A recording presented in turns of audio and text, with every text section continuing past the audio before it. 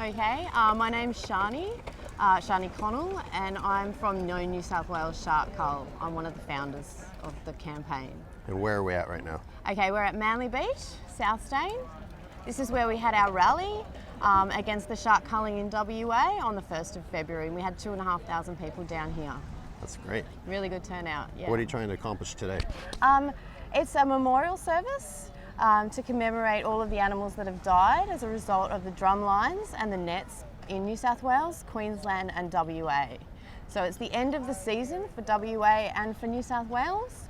So the nets have just been removed last week and the drum lines have been removed as well. So we're just, having a memorial service. Is there an official toll from this most recent season?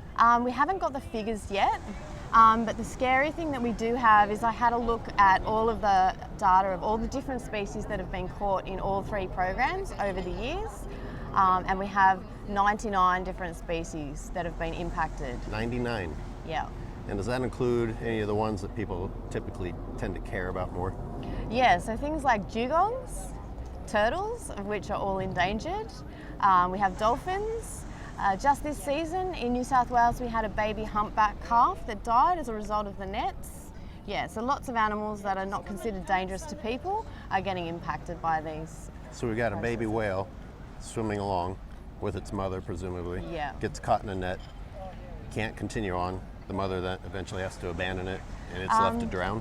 Yeah, the mother actually didn't abandon it. It was struggling in the net for up to 4 hours.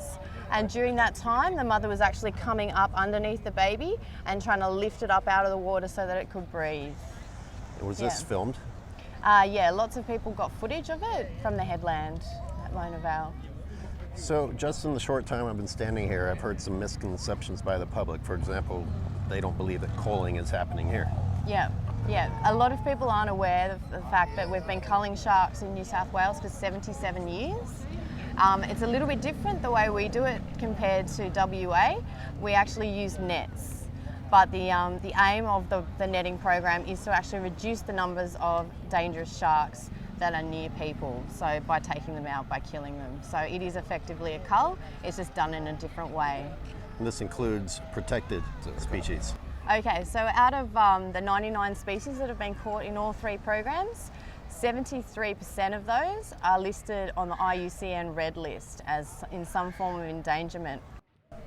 Not to sound too negative, but what's the point of the IUCN list if we're just going to turn around and kill those animals? Yeah, well sadly the politicians aren't listening to the scientists. When the WA shark culling was starting up, 100 marine scientists actually wrote a letter to Colin Barnett and asked him not to do it on the basis of that it would impact the environment significantly.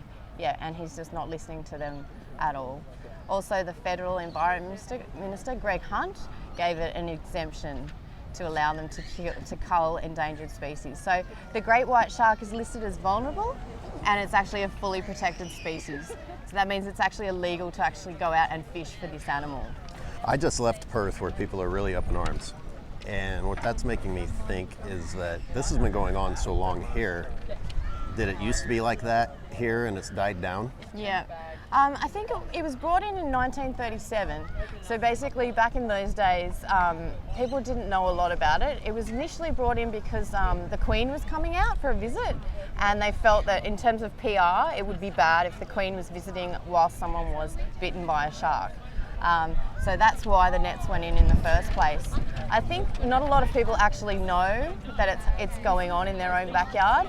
It's very hidden.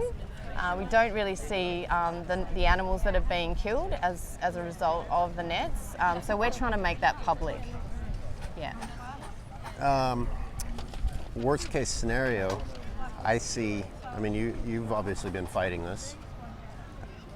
In Western Australia, if the government just keeps steaming along, not listening to scientists, not listening to people, I'm guessing over time that the resistance will get quiet there too and it'll just become accepted.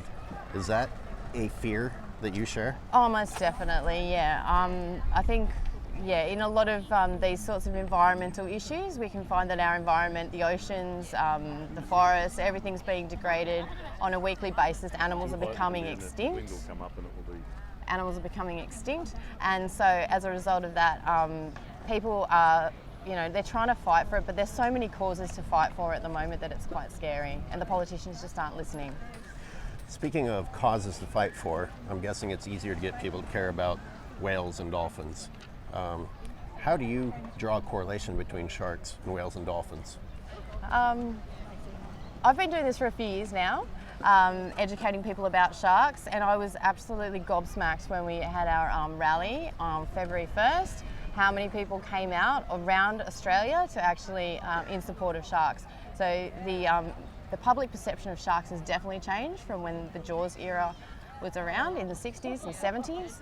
So people are basically taking on board the education that's been out there for a while. So that's brilliant for sharks.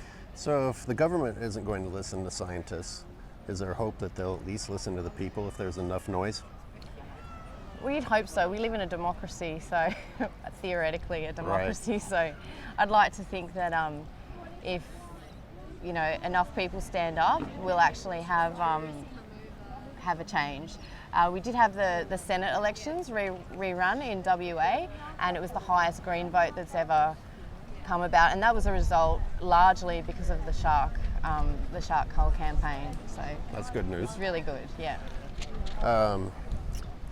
Tell me more about the nets here.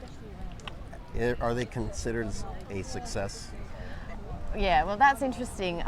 They actually did a review in 2009, and it actually states within their report that the rate of shark attack was the same both before and after the meshing programs commenced.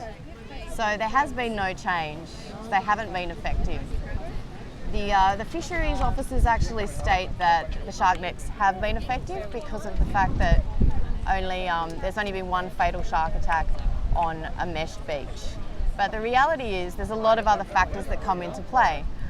Most of these netted beaches are actually beaches where there's lifeguards there. Mm-hmm. And we actually believe that it's things like the ability of the lifeguards to spot sharks and to close the beach, the ability of lifeguards to scare away sharks when they come to the beach in their boats and stuff like that, and also the ability of the lifeguards to have a first medical response really quickly on the scene. So we think those things are the factors that actually contribute to the fact that appears to be less shark attacks on meshed beaches. And this is a non-lethal method, so man and shark can survive.